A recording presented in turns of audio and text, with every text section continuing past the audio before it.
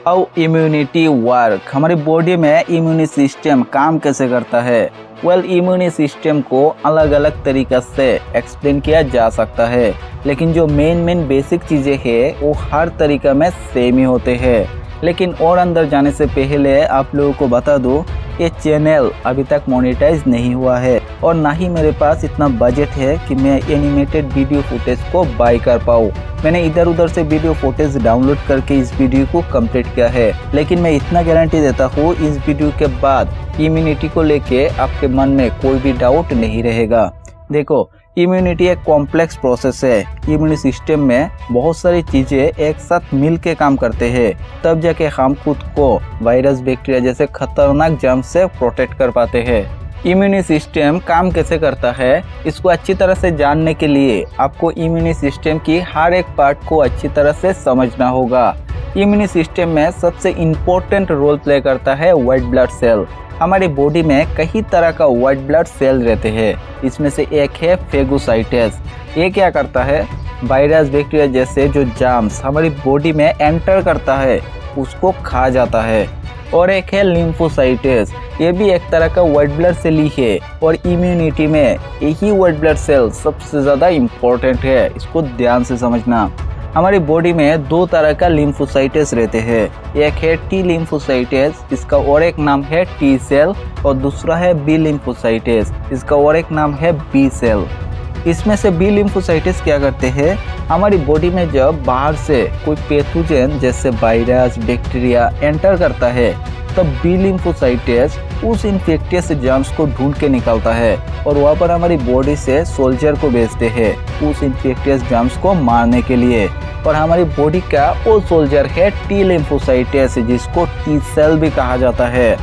T lymphocytes B lymphocytes यानी B cell की command पे बॉडी के उस पार्ट में जाता है जहां पर वायरस बैक्टीरिया ने अटैक किया है और वहाँ पर जाके उस वायरस बैक्टीरिया को मार देता है, उसको डिस्ट्रॉय कर देता है, और इसीलिए टी सेल को किलर सेल भी कहा जाता है।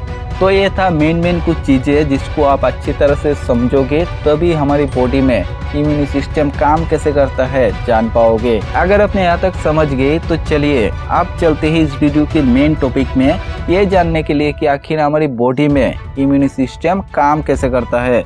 सबसे पहले तो ये जान लो, हर एक सेल के सरफेस में जो प्रोटीन रहता है उसको एंटीजन कहा जाता है।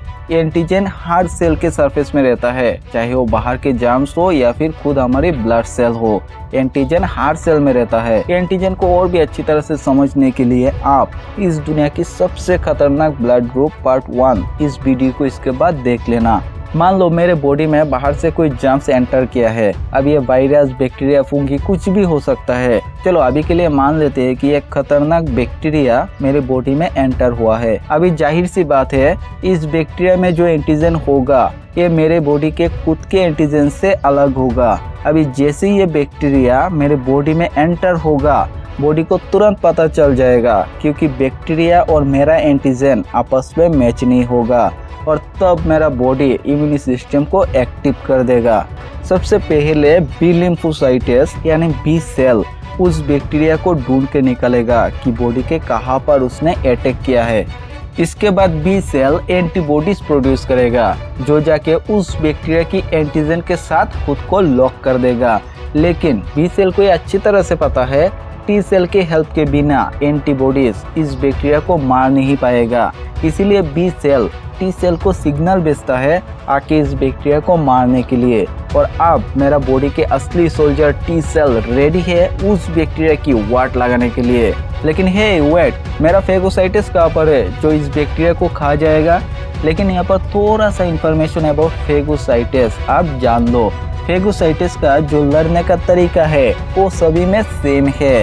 In simple word phagocytes same response produce करेगा, अभी सामने चाहे कोई भी बैक्टीरिया वायरस क्यों ना हो। और दूसरी तरफ हर एक पैथोजन का एक अलग पैटर्न रहता है, हर एक पैथोजन से लड़ने का अलग अलग तरीका होते हैं। लेकिन जाहिर सी बात है फेगोसाइट्स सेम पैटर्न सेम तरीका हमेशा फॉलो करता है, इसलिए फेगोसाइट्स हर एक पैथोजन से लड़ नहीं सकते, उसको खा नहीं सकते।